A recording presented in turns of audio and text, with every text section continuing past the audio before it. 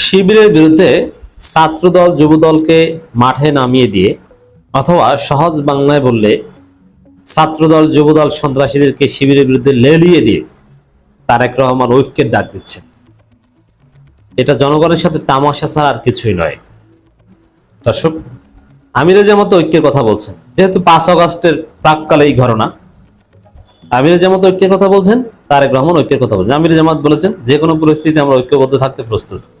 না, আল্লামা সাঈদীর ছবিতে জুতা মারবে আর শিবিরের ছেলেদেরকে প্রায় হত্যা করবে, তাদের নাক চোখ ফাটিয়ে দিবে, তাদেরকে পঙ্গু করে ফেলবে, তাদেরকে আইসিইউতে পাঠাবে, আর আপনি ঐক্য মারাতে আসছেন?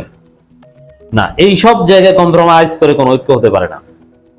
ঐক্যের মিনিমাম শর্ত বিএনপি লঙ্ঘন করেছে। আপনি বিরোধী দলীয় নেতাদেরকে মারবেন, ছাত্র নেতাদেরকে হত্যা করতে আসবেন, আর আবার ঐক্যের কথা বলেন না। এগুলো কম্প্রোমাইজ করে কোনো ঐক্য চাই না। ঐক্যের প্রথম কন্ডিশন হচ্ছে মানুষের জীবনের নিরাপত্তা, বেঁচে থাকার অধিকার নিশ্চিত করতে হবে। আগে তো বাঁচতে হবে, তারপর তো ঐক্য। তার আগে কিসের ঐক্য?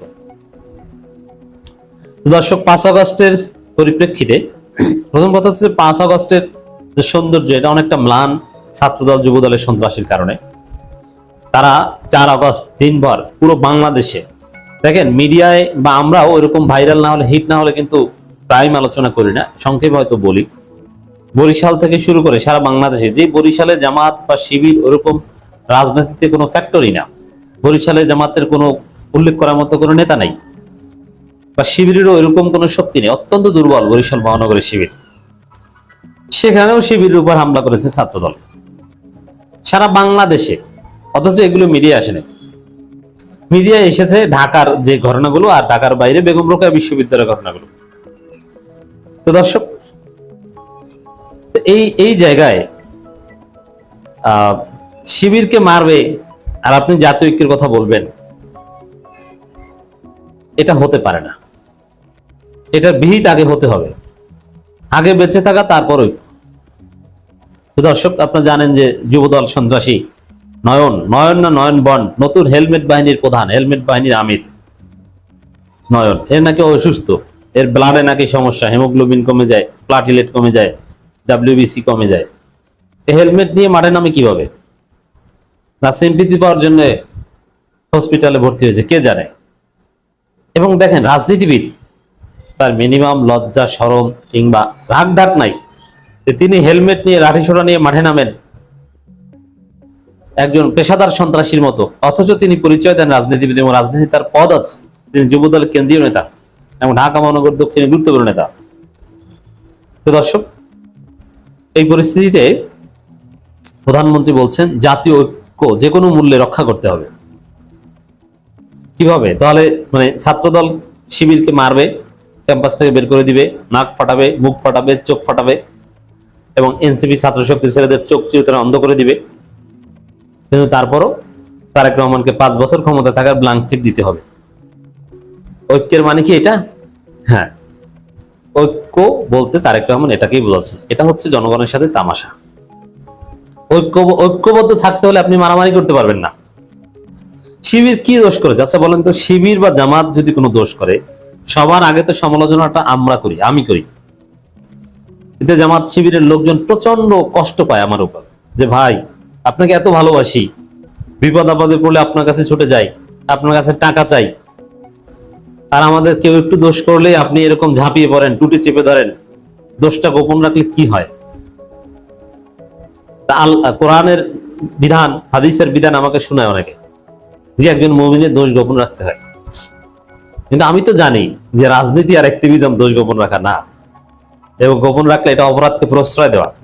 বরং আমি যখন এই দোষ নিয়ে কথা বলবো, মিডিয়ায় আনবো, তখন অন্যান্য এই অপরাধী যারা আছে তাদের জন্য একটা ডেটারেন্স হিসেবে কাজ করবে, যে না, এটা নিয়ে যেভাবে তোলপাড় তৈরি হয়, সুলাইমানরা যেভাবে বলে, তাতে তো আমি ধরা পড়লে আমার অবস্থা 12টা বেড়ে যাবে।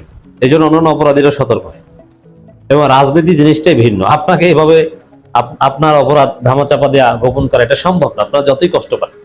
আমরা বলি শিবিরের কোনো দোষ থাকলে সবার আগে আমি বলতাম এই কাজটা করেছে, এমন ধমক দিতাম। শিবিরের অনেক ছেলেরা উল্টো পাল্টা করলে ফোন করেও ধমক দিই, যে এই কথাটা কেন বলছো, বা এই কাজটা কেন করলাম।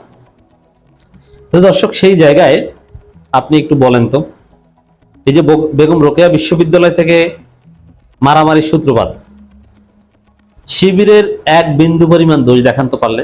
আপনি দেখাতে পারবেন যে শিবির পরে কেন মারলো ছাত্র দলকে, ক্যাম্পাস থেকে বের করে দিল, বা শুরুটা কিভাবে এটা বলেন। শিবির তাদের নিজস্ব একটা জায়গায় একটা ঘরোয়া প্রোগ্রাম করছে, যেখানে ছাত্র দলের কোনো সম্পৃক্ততাই থাকার কথা না। সেই প্রোগ্রামের ভিতরে যে শিবিরের নেতাকে 3-4 জনে মিলে লাথি দিয়েছে, তারপরে স্টাম্প দিয়ে পিটিয়েছে, তারপরে গাছের ডাল ভেঙে শিবিরকে পিটিয়েছে, তারপরে শিবির পাল্টা প্রতিরোধ করেছে। শিবির আকবারই কোথাও একটু ঝামেলা করেছে দেখাতে পারবেন না? জগন্নাথ বিশ্ববিদ্যালয় ঢাকা কলেজে দোয়া মোনাজাত করছিল, দোয়া করছিল, সেই দোয়ার মধ্যে ঢুকে আপনি শিবির নেতাকে প্রায় মেরে ফেলছেন। আব্দুল মালেক ঢাকা কলেজ শিবির নেতার অবস্থা খুবই খারাপ, ক্রিটিক্যাল কন্ডিশনে তিনি আছেন। শিবিরে কোনো দোষ নাই, একদম গায়ে পায়ে পড়া করে যে ছেলেগুলো সোনার ছেলে, শিবিরের দোষ নাই এ কথা বলছি না, এইখানে নাই, এই মারামারির পেছনে নেই, এই গ্যাঞ্জাম এই হামলার পেছনে নেই যে শিবির একটা ভুল করেছে তারপরে এই ঘটনা ঘটেছে। না, এমন না যে শিবির প্রধানমন্ত্রীকে গালি দিয়েছে তারপরে রংপুরে আপনি হামলা করলেন, কিচ্ছু না। খালি তোর অপরাধ, তুই শিবির করো। আওয়ামী লীগের চাইতো জঘন্য। তো এই কাজ করছে, সেখানে ঐক্যটা হয় কিভাবে? এই ঐক্যকে আমি তামাশা বলছি।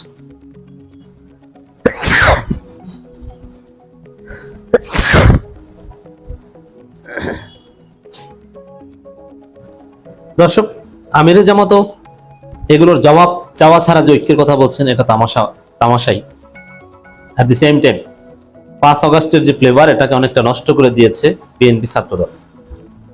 কারণ ঐক্যবদ্ধভাবে আওয়ামী লীগ ঠেকাবো, শেখ হাসিনা দিল্লিতে ভাষণ দিলে বুলডোজার অভিযান চলবে, এই হবে সেই হবে, রাজনীতি হওয়ার কথা এই জায়গায়।